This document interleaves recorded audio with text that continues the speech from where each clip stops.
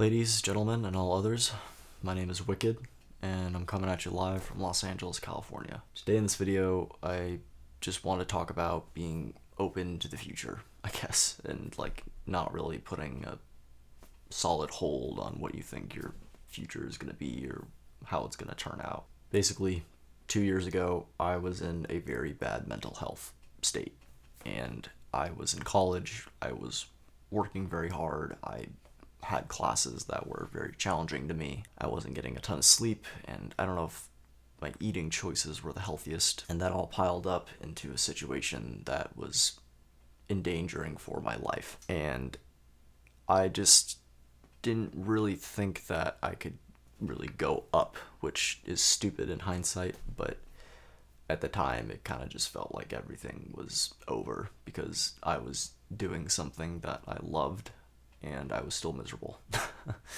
So I was like, if it's not good here, how can it get better anywhere else? And I think the only reason I'm still here right now is because I managed to talk to one of my good friends, and I don't know if he talked some sense into me or just showed me sympathy, but he got me to stick around, and I'm grateful for that. And now, 2 years later, I still suffer from depression. It's a genetic thing, so it never really goes away, but I'm a lot happier than I was 2 years ago. And with the current position I'm in, I'm honestly pretty grateful.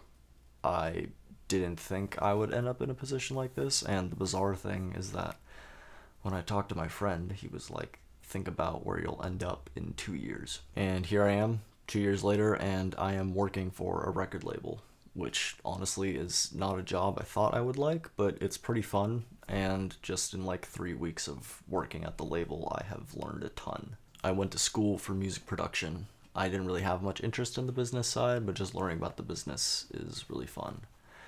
But on top of working for the label, I also am sort of the assistant slash, I guess, apprentice of this other engineer who's very highly regarded. I have a ton of respect from him, and I can't really picture where I'd be right now had it not been for him. And my life is just so different than what I thought it would be. 2 years ago, I thought I would move to Atlanta to pursue a job in being a Foley artist, but now I'm in Los Angeles, California, working for a record label and assisting sessions in music. I didn't think I'd have any interest in doing engineering stuff, but it actually turns out to be pretty fun. Stressful at times, definitely, but also very fun, and you get to meet a lot of different people, and the experiences you get is invaluable. All this to say that it wasn't easy to get into the position that I'm in. I'm extremely grateful for the position that I'm in. I hope to keep moving up and forward from the position that I'm in, but to get to where I am now, it took 2 years. I graduated college in summer of 2023, and basically for a year and a half, I wasn't really doing anything to further my music career, which is weird. I kind of was. The timeline is that I basically graduated college in June, did a 6-week internship at my school for audio post-production, learned a lot from that. Shout out to Jason and Dave. Then I left and went back to my hometown, visited LA for 2 months. That's how I met my current boss. That eventually led me to working at the record label, but that was over a year ago, and the pieces that lined up to this point were very slow. I think it was October 10th, 2023 when I met my boss. It was whatever, Thursday it was or something. And I basically wasn't sure if anything would come out of it. I just kind of met him and was like, this guy's cool. Then when I went back to my hometown, I got a job doing canvassing, political canvassing. That's basically where you knock on people's doors and tell them to vote. And I did that for 6 months. Not exactly, doing much for my career, but I figured I could get a job and save some money to try and move down here to LA.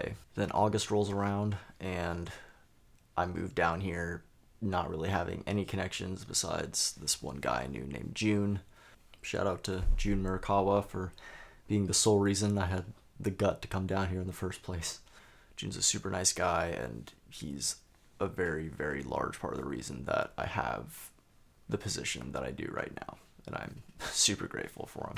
But it wasn't until January of 2025 that I really had like a position somewhere. I was doing like running and stuff for other studios. I was shadowing June and attending sessions with him, but I wasn't really working, and I wasn't doing anything that, paid for my rent. So it was just kind of stressful all those months of not having anything to provide for myself. There were many times when I was like, maybe I should just pack it up and just go back to my hometown, because I miss my family a ton. I miss my friends a ton. I miss my dogs and my cat a ton. All that I'm saying, though, and something I'm constantly trying to remind myself, is that these things take time.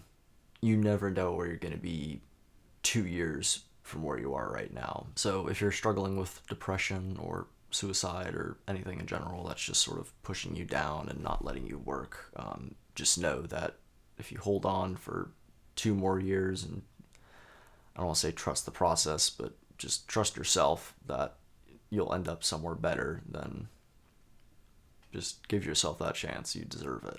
And I'm not going to blow smoke up your ass by saying it's like, everything's perfect. Like I said, I still struggle with depression. I still find it hard to get out of bed. I have a checklist on my wall, and the first thing on it is get out of bed. And I have to check it off every time I get up, because it is a chore to get up, let me tell you. And I know the world is really hectic right now. I have a friend who is going through it financially to the point where he just wants to leave the country entirely and move to Japan. Can't say I blame him. I have another friend who wants to move down here with me to LA, and another friend who's willing to move down with the both of us if we both live down here. But the only thing stopping us is expenses. But then again, you never know where you'll be in 2 years' time. The only thing I can do is just hope that things work out for the better. And if they don't, then it's unfortunate, but I'm not going to spend time worrying if it doesn't go my way. I'm just going to try to keep going and hope for the best, because, there's nothing else you can do. Some things are just out of your control. But at this point, I'm just yapping, so all I have to say now is be kind to others and always do what makes you happy, as long as it doesn't harm yourself or harm others. And with that, I hope you have a great rest of your day. Please take care of yourself and give yourself another 2 years. You deserve that chance.